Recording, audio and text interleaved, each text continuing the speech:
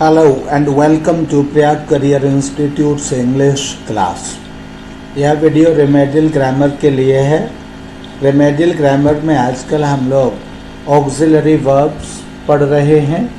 Auxiliary verbs में हम primary auxiliary verbs be, have and do को हम फिनिश कर चुके हैं और अब आज का टॉपिक है मॉडल ऑक्सिलरीज और मॉडल ऑक्सिलरी वर्ब्स।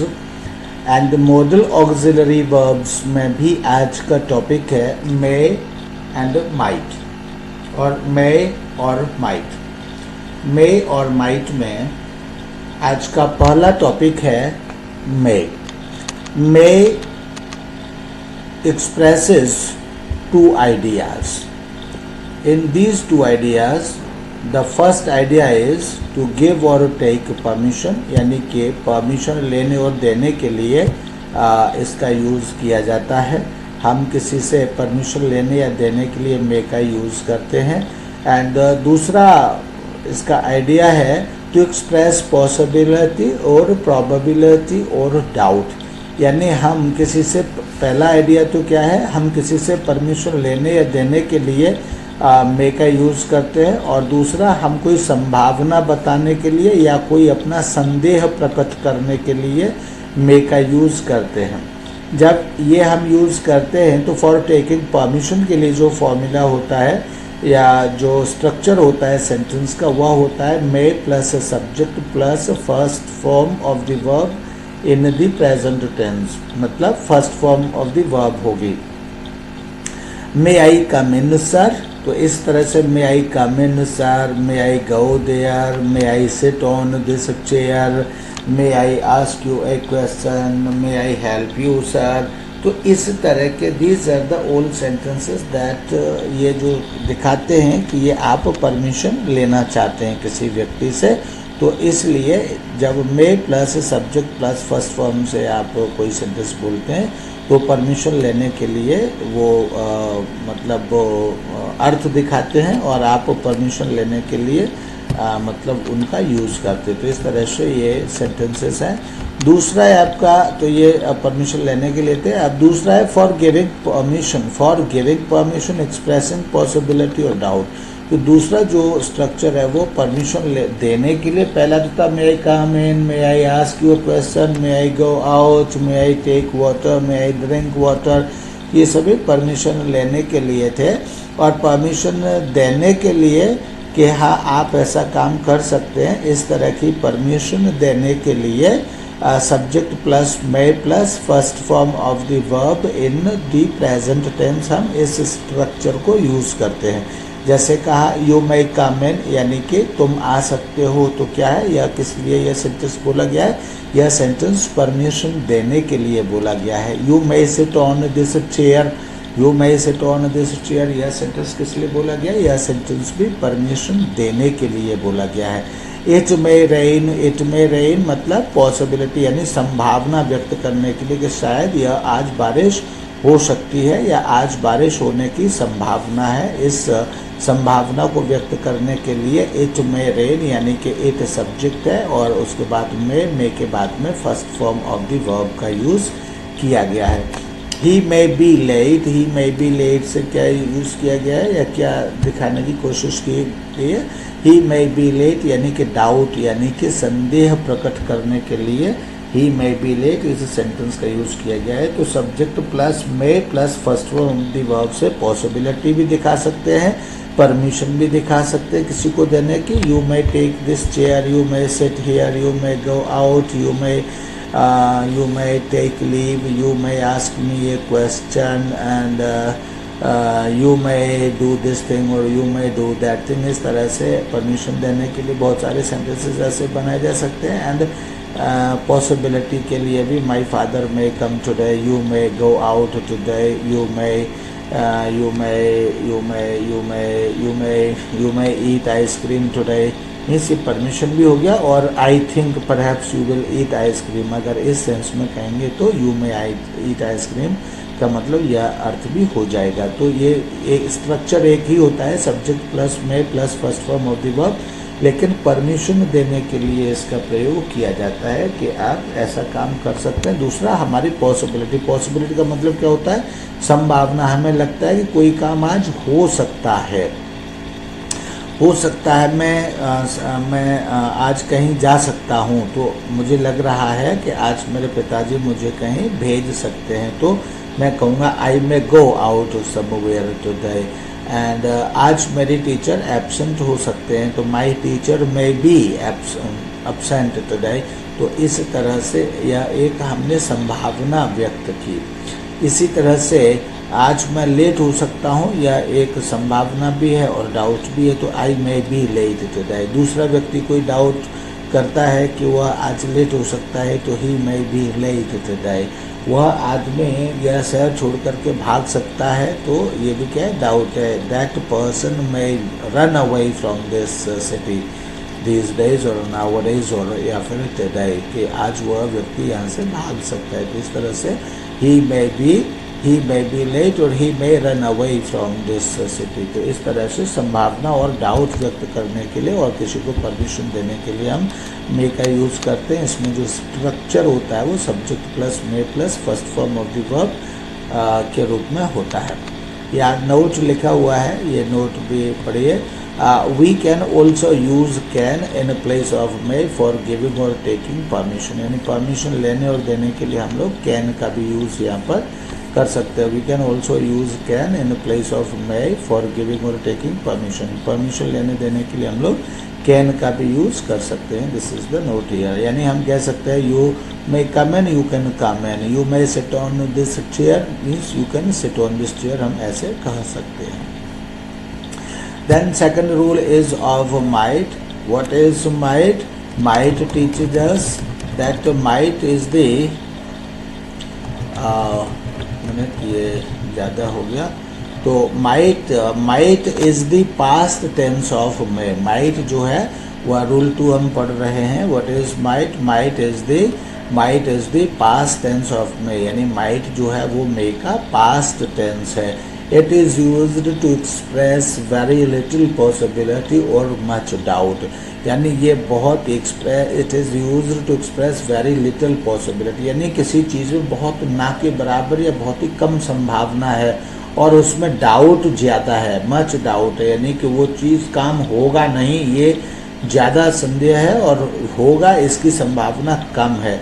ऐसी बात को प्रकट करने या एक्सप्रेस करने के लिए हम माइट का यूज़ करते हैं। जैसे हम कह सकते हैं हाँ,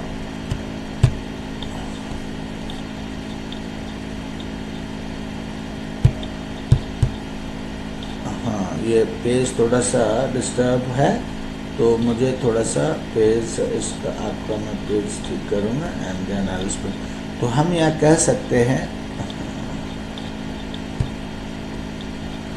ये आपका पेज थोड़ा सा डिस्टर्ब कर रहा है, मुझे इसके बारे में नहीं पता था, इसलिए ऐसा ये कर रहा है। चलिए, तो मैं ये चूँकि बार बार रिमूव कर रहा हूँ इसलिए ऐसा हो रहा है। Might is the past tense of may, ये मैंने बताया आपको। और मच डाउट एक्सप्रेस करने के लिए इन मे देयर इज़ नॉर्मल पॉसिबिलिटी और डाउट। मे में जो है ये जो पॉसिबिलिटी और डाउट होता है ये नॉर्मल होता है, ना तो बहुत डाउट होता है ना ही ज़्यादा संभावना मीन्स इक्वल होता है। इन मे देयर इज़ नॉर्मल पॉसिबिलिटी और डाउट, और इन पॉसिबिलिटी और डाउट मे में नॉर्मल होता है। But in might the possibility is very little. लेकिन माइट में पॉसिबिलिटी बहुत ही कम होती है, यानी किसी काम के होने की संभावना एकदम ना के बराबर होती है, और उसमें डाउट बहुत ज़्यादा होता है, और doubt very much. Its structure है, जिसका जो स्ट्रक्चर होता है वो क्या होता है, मे की तरह ही इसका स्ट्रक्चर भी होता है। जैसे subject plus might plus verb in the present tense, यानी माइट होता है, वर्ब होता है और प्रेजेंट टेंस यानी कि फर्स्ट फॉर्म में ये स्ट्रक्चर भी होता है। जैसे it might rain. It might rain का मतलब है कि बारिश हो सकती है, लेकिन इसकी संभावना ना के बराबर है, यानी डाउट मुझे ज़्यादा है। ये इस तरह से समझ सकते हैं जैसे धूप में मुंह करके कहें कि आज बारिश हो सकती है, यानी कि धूप तो निकली हुई है तो बारिश की संभावना तो है नहीं, लेकिन फिर भी हो सकता है कोई गुणा भाग लगा करके, कोई गणित लगा करके हो जाए। तो इस तरह की शून्य वाली संभावना के लिए हम यहाँ माइट यूज़ करते हैं। या कोई हमसे कह रहा है बार बार कि आज बारिश हो सकती है, बारिश हो सकती है, अब उसका मन रखने के लिए हमको कहना है क्या ठीक है भाई तुम कहते हो तो हो सकती है, अदरवाइज मेरे हिसाब से तो नहीं हो सकती।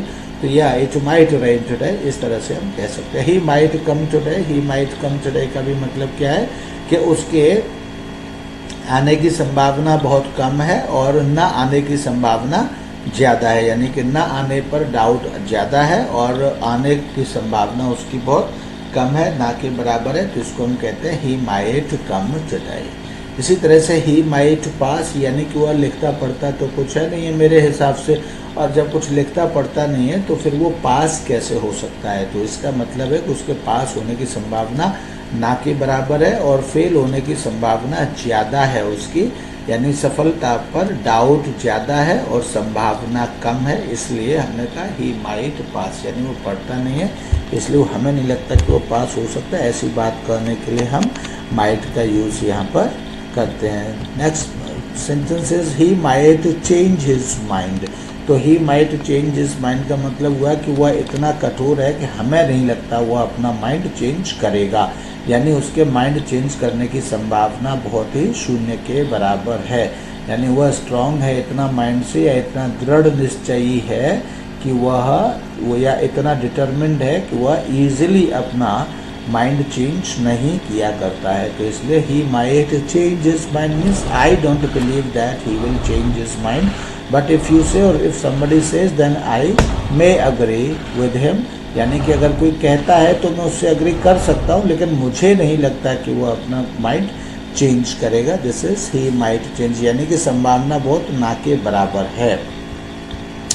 Then might in interrogative sentences हम यूज़ करते हैं थर्ड रूल में। तो might shows more courtesy than may. हम कोई इंट्रोगेटिव में हम यूज़ करते हैं, तो जब इंट्रोगेटिव में हम माइट का यूज़ करते हैं तो माइट शोज मोर कर्टसी, यानी मोर कर्टसी का मतलब है ज़्यादा विनम्रता दिखाता है। यानी माइट जो है ज़्यादा विनम्रता दिखाने के लिए माइट से इंट्रोगेटिव सेंटेंसेस या प्रश्नवाचक वाक्य पूछे जाते हैं। This courtesy goes to the extent of doubt and hesitation. यानी जब हमें किसी से, यानी यह विनम्रता ऐसी होती है कि यह विनम्रता ऐसे लगता है कि जैसे आप किसी संदेह या आप हेजिटेशन के साथ में कोई प्रश्न पूछ रहे हैं, यानी आपके मन में कोई हिचकिचाहट है, इस स्थिति तक यह विनम्रता जाती है। यानी ऐसे लगता है जैसे आप हिचकिचाहट या संदेह में कोई प्रश्न पूछ रहे हो। अगर आपने कहा कि might you take a cup of tea, यानी कि आप चाय पी लेंगे, पियेंगे, इसका मतलब है कि आपको लग रहा है कि या तो वे नहीं पियेंगे या चाय पीना उनके लिए बहुत इतनी छोटी चीज़ है कि पूछना उचित नहीं है, लेकिन फिर भी आप हिचकिचाहट से पूछ रहे हैं, आप इतने विनम्र हैं उनके लिए। इस तरह से इस स्थिति में माइट का यूज़ किया जाता है। Might plus subject plus first form of the verb plus object, और ऑब्जेक्ट के साथ अगर कोई दूसरे शब्द है तो दूसरे शब्द, अदर वर्ड्स, या ऑब्जेक्ट नहीं है अदर वर्ड्स हैं तो अदर वर्ड्स आ जाएंगे। ये स्लैश का यहाँ पर मतलब है। As for example number 1 might I use, ये जो हमने पढ़ा यहाँ पर, ये जो पढ़ा हमने यहाँ माइट प्लस सब्जेक्ट, एक कर्सर है यहाँ पर, might plus subject plus first form of the verb plus object slash other words. ये इसका माइट के साथ अगर हम कोई इंट्रोगेटिव सेंटेंस या इंट्रोगेटिव कोई हम मतलब कोई क्वेश्चन पूछ रहे हैं या इंट्रोगेटिव सेंटेंस पूछ रहे हैं तो ये उसका स्ट्रक्चर है इस तरह से। Now might I use your pen please, यानी कि मुझे आपका पेन छूने लेने में हिचकिचाहट है और मैं इतना विनम्र हूँ कि मुझे हेजिटेशन भी है कि मैं आप जैसे बड़े व्यक्ति का या आप जैसे विद्वान व्यक्ति का या आप जैसे क्षमतावान या ताकतवर व्यक्ति का और आप जैसे जितने अच्छे व्यक्ति का मैं पेन कैसे छूऊँ, तो मुझे बड़ी हिचकिचाहट है। लेकिन चूँकि मेरे पास पेन नहीं है या अथवा ऐसी ही कोई समस्या है तो इसलिए मैं चाहता हूँ कि आपका पेन मैं ले लूँ। तो क्या मैं आपका पेन ले सकता हूँ अगर आप मुझे दे दें तो। इसी तरह से might I borrow your pen for an hour, यानी मुझे आपका पेन लेना बहुत हिचकिचाहट भरा लग रहा है एंड बहुत ही संदेह भरा लग रहा है। मैं आपका इतना सम्मान करता हूँ या आप इतने बड़े आदमी हैं या आप इतने अच्छे आदमी हैं कि मुझे आपको या आपसे पेन आपका पेन आपसे दूर करने का दर्द आपको नहीं देना चाहिए, लेकिन शायद मैं भी किसी समस्या से घिरा हुआ हूँ, इसलिए मैं पूछ रहा हूँ कि क्या मैं ये आपका पेन थोड़ी देर के लिए आपसे उधार ले सकता हूँ। And next third sentences might I go now, यानी यहाँ भी हम यही पूछते हैं कि क्या अब मैं जा सकता हूँ, यानी कि मैं आपसे आपको इस तरह किसी आज्ञा लेने देने के लिए किसी उसमें समस्या में उलझन में तो मैं नहीं डालना चाहता हूँ, या मुझे आपसे आज्ञा मांगते हुए काफ़ी संकोच हो रहा है और मैं काफ़ी संकोच स्वभाव के साथ मैं आपसे आज्ञा मांग रहा हूँ कि क्या मैं जा सकता हूँ, यानी मेरे कोई अर्जेंट वर्क है तो अगर आप परमिशन दे दें तो मैं चला जाऊँ। इस तरह से ये माइट आई गो, या इस तरह से हम सेंटेंसेस, इंट्रोगेटिव सेंटेंसेस या क्वेश्चंस हम इस तरह से पूछते हैं माइट के साथ। This is use of might here.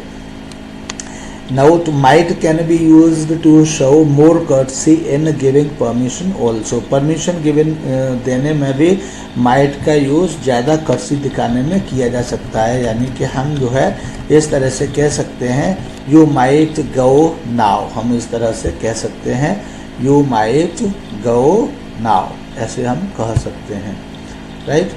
जैसे you might I go now, yes you might go now, इस तरह से हम कह सकते हैं। रूल 4 may for purpose और wish, तो wish का मतलब होता है इच्छा व्यक्त करना और purpose का मतलब होता है उद्देश्य दिखाना।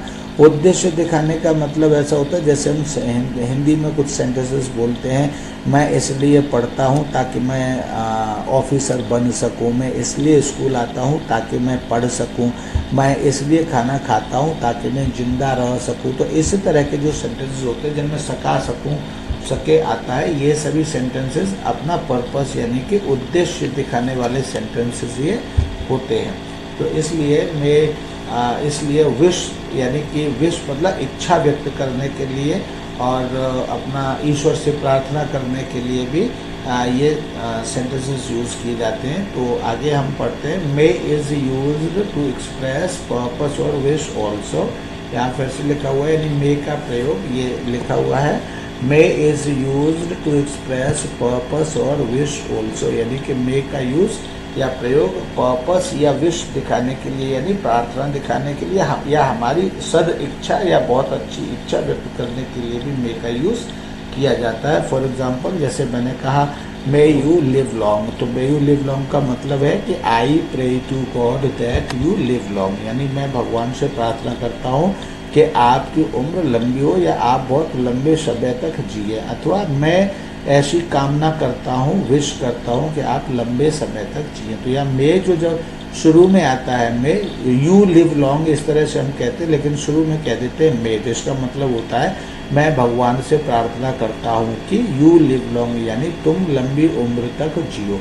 तो इस तरह के जो सेंटेंसेस हैं ये विश प्रकट करने वाले या ईश्वर से प्रार्थना करने वाले या अपनी सद इच्छा या शुभ इच्छा प्रकट करने वाले सेंटेंसेस ये होते हैं। इसी तरह से मे गॉड हेल्प यू, इसका भी मतलब है कि मैं भगवान से प्रार्थना करता हूँ कि भगवान आपकी मदद करें। May God help you, I pray to God that God help you और गॉड शुड हेल्प यू, मैं भगवान से प्रार्थना करता हूँ कि भगवान आपकी मदद करें। तो ये जो है सदिच्छा हमने अपनी व्यक्त की, तो यह सदिच्छा कैसे व्यक्त की हमने, यह सदिच्छा हमने अपने इससे मतलब मैं की मदद से हमने यह व्यक्त की।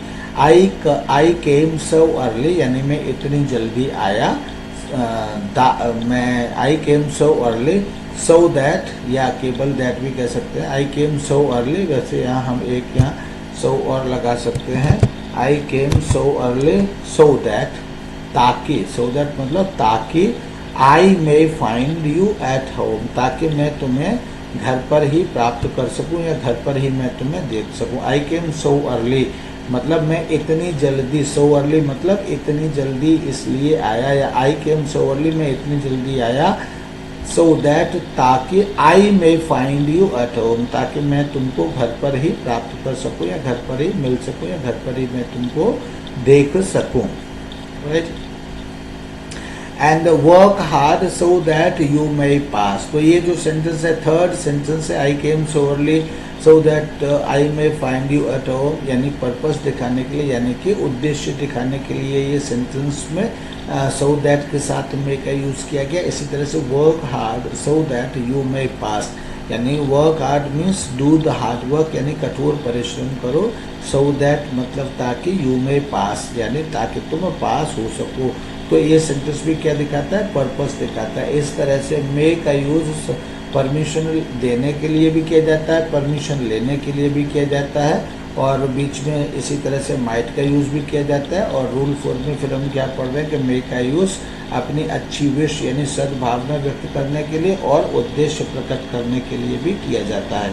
अब उद्देश्य प्रकट करने वाले सेंटेंसेस कैसे होते हैं, उन सेंटेंसेस में अंग्रेजी में सो दैट प्लस मे आता है सब्जेक्ट के साथ में, सब्जेक्ट और वर्ब के बीच में, और इनकी जो हिंदी होती है सके, सकी, सकूं, इस तरह की इनकी हिंदी होती है। जैसे कठिन परिश्रम करो ताकि तुम पास हो सको, मैं इतनी जल्दी आया ताकि मैं उनसे मिल सकूं, ठीक है। I came to school so that I may see you, ताकि मैं तुमसे मिल सकूं।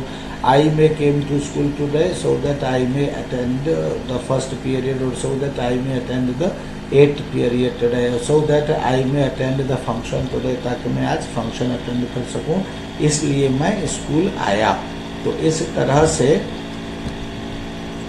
यहाँ पर हमने मे का यूज़ करना रूल नंबर 4 में सीखा। इन द सेम वे अब 5th सेंटेंस में मे का यूज़ है परफेक्ट इन्फिनेटिव के साथ। परफेक्ट इन्फिनेटिव का मतलब होता है कि मे के साथ यदि हम हैव प्लस थर्ड फॉर्म लिखते हैं तो वह परफेक्ट इन्फिनेटिव हो जाता है। यदि मे के साथ हम हैव प्लस थर्ड फॉर्म लिखते हैं तो फिर वह परफेक्ट इन्फिनेटिव हो जाता है। तो इसलिए मे प्लस परफेक्ट इन्फिनेटिव का यूज़ हम कैसे करते हैं, देखिए, in some sentences may is used with perfect infinitive. कुछ सेंटेंसेस में मे का प्रयोग परफेक्ट इन्फिनेटिव के साथ भी किया जाता है, और पास्ट पार्टिसिपल यानी कि विद परफेक्ट इन्फिनेटिव या फिर पास्ट पार्टिसिपल के साथ किया जाता है। पास्ट पार्टिसिपल मतलब third form of the verb. तो मैंने कहा वही may have plus third form को ही हम परफेक्ट इन्फिनेटिव कहते हैं। These sentences express the idea that there was much possibility of an action being completed in the past. These sentences express, ये sentences इस तरह का आइडिया एक्सप्रेस करते हैं, प्रकट करते हैं, इस तरह का विचार प्रकट करते हैं that there was much possibility of an action being completed, कि किसी एक्शन के कंप्लीट होने की बहुत ज़्यादा संभावना थी पास्ट में, इन दी पास्ट यानी पास्ट में यानी बीते हुए समय में किसी काम के होने की बहुत अधिक संभावना थी। But whether the action was really completed, लेकिन क्या वह एक्शन कंप्लीट हुआ और नॉट, या अथवा नहीं हुआ, इज नॉट नोन, वह पता नहीं चला। The structure of such sentences is this, इस तरह के सेंटेंसेस का जो स्ट्रक्चर होता है वह इस प्रकार से होता है। क्या है structure? Subject plus may plus perfect infinitive, यानी subject plus may plus perfect infinitive मतलब परफेक्ट इन्फिनेटिव मतलब have plus third form of the verb. इसको हमने नीचे लिखा है subject plus may plus have plus past participle. यहाँ परफेक्ट इन्फिनेटिव का मतलब होता है to have plus third form of the verb, लेकिन मे के बाद यानी मॉड्यूलर ऑक्सिलरी के बाद हमेशा बेयर इन्फिनेटिव आती है, इसलिए two of the infinitive remaining concealed, इसलिए यहाँ पर टू जो है यहाँ से इसमें से हटा दिया गया है। जब हटा दिया गया तो तब ये क्या हो गया, हैव प्लस पास्ट पार्टिसिपल यानी have plus third form of the verb यह हो गया। अब इसके एग्जाम्पल्स क्या हैं, थोड़े से एग्जाम्पल्स देख लीजिए आप। एग्जाम्पल्स हैं देखिए, जैसे he may have submitted his application, तो he may have submitted his application का मतलब क्या है, शायद वह अपनी एप्लीकेशन जमा कर चुका हो। अर्थात may have plus third form से जो सेंटेंसेस बनाए जाते हैं उनका वास्तव में जो फंक्शन होता है या अर्थ होता है वो क्या होता है, शायद प्लस चुका हो, चुकी हो, यानी कि मुझे लगता है, और हिंदी में कहेंगे, इंग्लिश में पहले समझते हैं, he may have submitted his application. इसका मतलब हुआ कि आई थिंक या आई बिलीव या आई गेस या I suppose he has submitted his application but I am not sure, यानी कि मैं विश्वास करता हूँ या मुझे लगता है या मैं अनुमान करता हूँ या मेरा अनुमान है कि उसने अपनी एप्लीकेशन जमा कर दी है, लेकिन फिर भी मैं श्योर नहीं हूँ या मुझे पक्का नहीं पता है कि उसने कर ही दिया है अथवा नहीं किया है। इसी तरह से he may have given him some help, he may have given him some help का मतलब है I think, I believe और I understand that he has given him some help but I am not sure और I cannot say it perfectly, यानी कि मैं सोचता हूँ या मुझे विश्वास है या फिर मेरा अनुमान है, मेरा आइडिया है, गैस है मेरा कि शायद उसने उसको कुछ मदद दे दी है, यानी वह कुछ मदद उसको दे चुका है, लेकिन मैं पक्का नहीं हूँ, but I am not sure. तो इसी को हम हिंदी में ऐसे भी कहते हैं, शायद उसने कुछ उसको मदद दे दी हो या दे चुका हो, शायद वह अपने फॉर्म भर चुका हो, शायद आपने मुझे सब्सक्राइब कर दिया हो, यानी शायद आप मुझे सब्सक्राइब कर चुके हो, तो you may have subscribed my channel, शायद आपने मेरा चैनल सब्सक्राइब कर चुके हो, यानी मुझे भरोसा है कि आपने मेरा चैनल सब्सक्राइब कर दिया है, लेकिन मैं पक्का नहीं कह सकता। भरोसा तो है मुझे कि आपने चैनल सब्सक्राइब कर दिया है, लेकिन आपने कर ही दिया है ऐसा मैं पक्का नहीं कह सकता। तो तब मैं कहता हूँ कि शायद आपने मेरा चैनल सब्सक्राइब कर दिया हो, means you may have subscribed my channel, इस तरह से हम कहते हैं। रूल 6 में might plus perfect infinitive, perfect infinitive का मतलब फिर से होता है subject plus have plus third form of the verb. Infinitive का मतलब तो to have plus third form होता है, लेकिन किसी भी मॉडल ऑक्सिलरी के बाद बेयर इन्फिनेटिव आता है, टू इन्फिनेटिव नहीं आता है, इसलिए हमेशा माइट के बाद भी यहाँ क्या आएगा, हैव प्लस थर्ड फॉर्म आएगी। अब these sentences show that there was much possibility of an action to have been completed in the past। यह क्या दिखाता है, यह बताता है these sentences show, ये sentences हमको यह दिखाते हैं that there was much possibility of an action to have been completed, यानी किसी एक्शन के पास्ट में, in the past means past में किसी एक्शन के कंप्लीट होने के यानी कि पूरा होने के बहुत अधिक चांस थे, यानी बहुत अधिक संभावना थी, यानी किसी पास्ट में यानी अतीत में, भूतकाल में, बीते समय में किसी काम के होने की बहुत अधिक संभावना थी, यानी वह काम हो ही जाना था, लेकिन but it could not be मतलब लेकिन वह काम हो नहीं सका। उस काम के हो जाने की संभावना तो बहुत थी, लेकिन वह काम हो नहीं सका, यह जो है might plus have plus third form of the verb से हमको पता चलता है। इसका फिर से देख लीजिए, देयर स्ट्रक्चर इज, स्ट्रक्चर क्या है, subject plus might plus perfect infinitive.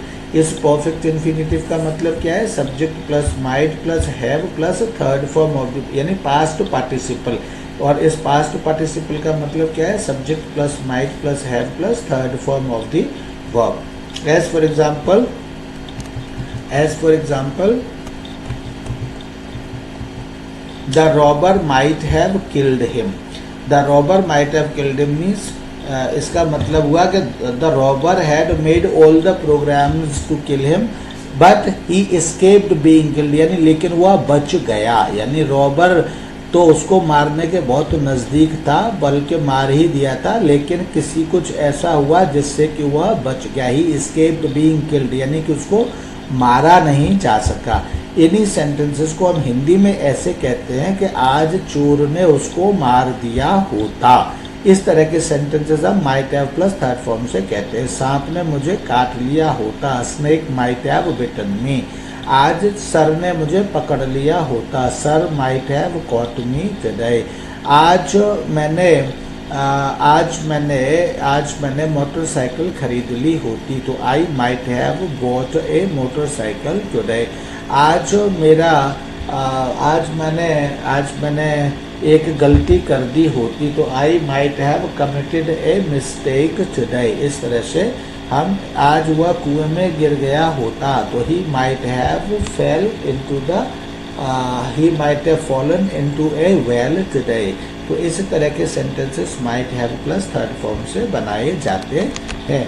मतलब काम होने के विषय में हम संभावना व्यक्त करते, लेकिन ये कहते कि होने ही वाला था, लेकिन ये कुछ ऐसा हुआ कि फिर हो नहीं सका, तो हम कहते हैं ऐसा हो गया होता। He might have robbed me, he might have robbed me means उसने मुझे आज लूट लिया होता, यानी उसका लूटने का पूरा प्रोग्राम था, वह सब कुछ मुझे लूटने के लिए कर चुका था, लेकिन अचानक जब वह लूटने वाला था तब कुछ ऐसा हो गया कि वह फिर मुझे लूट नहीं पाया। थर्ड सेंटेंस है the thief might have escaped from police custody, यानी पुलिस कस्टडी से चोर भाग गया होता, यानी कि भागने की उसकी पूरी संभावना थी, उसने पूरी प्लानिंग कर ली थी, लगभग वह 99% भाग ही गया था, लेकिन अचानक कुछ ऐसा हुआ जैसे किसी की नज़र पड़ गई, किसी ने देख लिया, अचानक कोई आ गया या कुछ ऐसा हुआ जिससे कि वह भाग नहीं पाया और 99% किस में बदल गया, 0 में बदल गया, यानी 100% वह वहीं बैठा रहा, कस्टडी में रहा, भाग नहीं सका, यह होता है। ऐसे ही आज मुझे टीचर ने पकड़ लिया होता, the teacher might have caught me today. इस तरह से इन सेंटेंसेस को हम करते हैं।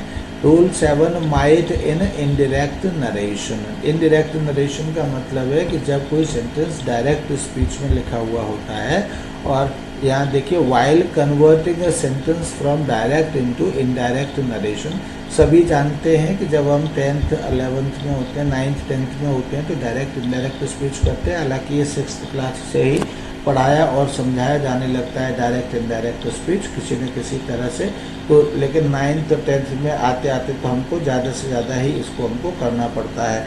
तो जब हम किसी सेंटेंस को डायरेक्ट स्पीच से इनडायरेक्ट स्पीच में बदलते हैं, तब डायरेक्ट स्पीच में अगर इन्वर्टेड कॉमा के अंदर अगर वहाँ पर मे आया हो तो मे इज चेंज्ड इनटू माइट, तब मे को किस में चेंज कर दिया जाता है, माइट में चेंज कर दिया जाता है। कब चेंज किया जाता है, if the reporting verb is in the past. तो यहाँ पर हम देखिए सीधे यहाँ एग्जाम्पल पर आ जाते हैं। ही सैड, ये क्या है, इसको हम कहते हैं reporting speed, reporting speech, I am sorry not speed, reporting speech इसको हम कहते हैं।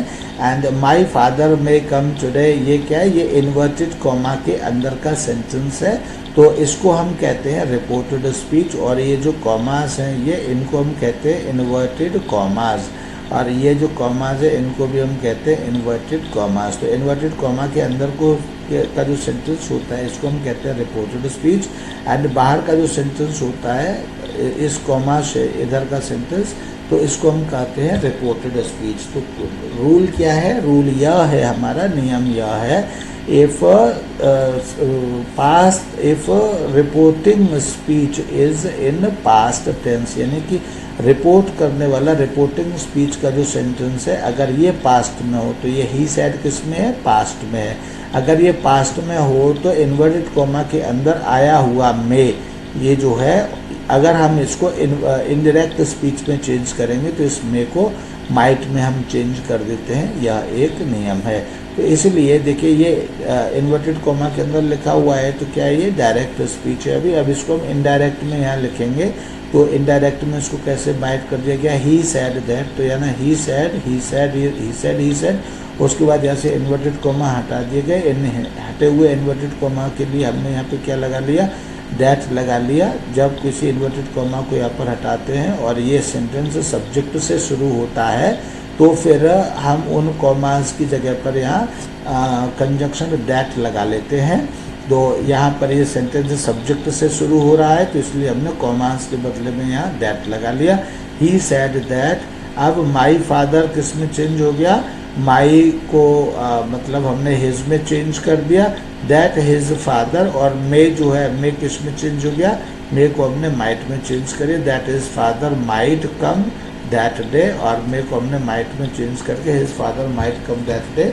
ये हमने इस तरह से इसको इनडायरेक्ट स्पीच में, डायरेक्ट स्पीच में लिखे हुए सेंटेंस को इनडायरेक्ट स्पीच में चेंज कर दिया। इन केस यदि आपको डायरेक्ट और इनडायरेक्ट स्पीच नहीं आती है तो फिर वो यहाँ तो नहीं समझाई जा सकती, जब उसका टॉपिक आएगा तब हम समझाएंगे, या जब आपका यदि आपको को अर्जेंट है तो आप हमको मैसेज कर दीजिए, तो हम इसका भी टॉपिक जल्दी से ले लेंगे। अदरवाइज़ इसका जब कोई प्लान होगा हम तभी इसको समझाएंगे। अगर अर्जेंट होगा आपको और आपको नहीं समझ में आ रहा है तो फिर आप हमको मैसेज कर सकते हैं और हम आपको फिर मैसेज के साथ इसको समझा देंगे।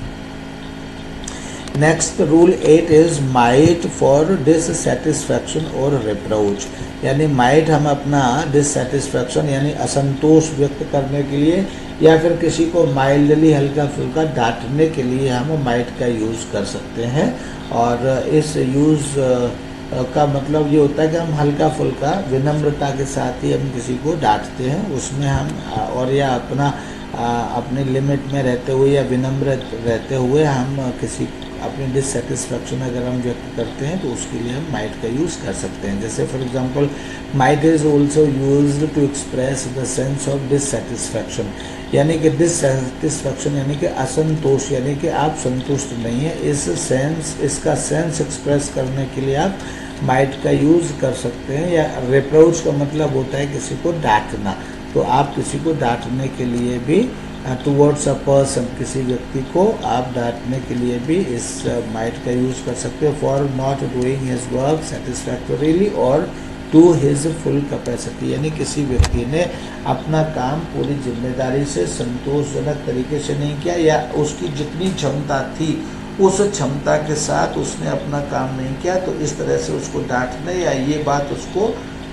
हल्के से क्रोधपूर्ण रूप में बताने के लिए हम माइट का यूज़ करते हैं। तो जैसे for example you might pay a little more attention, you might pay a little more attention to your studies, मतलब तुम अपनी स्टडीज़ पर थोड़ा सा और ध्यान दे सकते हो।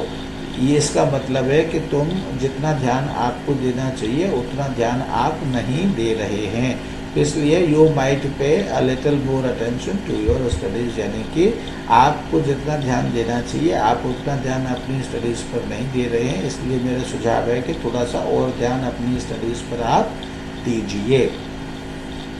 Then next example is you might come a little earlier, मतलब आपकी लेट आने की आदत है या रोज़ाना आपको जिस समय आना चाहिए उस समय आप नहीं आ रहे हैं, तो इसलिए ये सेंटेंस हमसे कहता है, आपसे कहता है you might come a little earlier, मतलब थोड़ा और जल्दी आप आ सकते हैं। You might come a little earlier. तो ये आपका मे और माइट का आज मैंने आपको पढ़ाया। Thank you, that's all. इसके बाद जैसा कि स्क्रीन पर आप देख सकते हैं अगला टॉपिक आपका कैन और कुड है, लेकिन अब यह कैन और कुड मैं आपको कल के वीडियो में समझाऊंगा। एंड उसके बाद विल वुड शैल शुड उससे भी अगले वीडियो में समझाऊंगा। तो यानी आपके अभी मॉडल ऑक्सिलरीज के लिए एटलीस्ट 2 वीडियो और हो सकता है 3 वीडियो आपके मॉडल ऑक्सिलरीज के लिए अभी आपके बाकी हैं। इनको मैं आपको 3 वीडियोज़ में अगले 3 दिन में मैं आपको यह समझा दूंगा।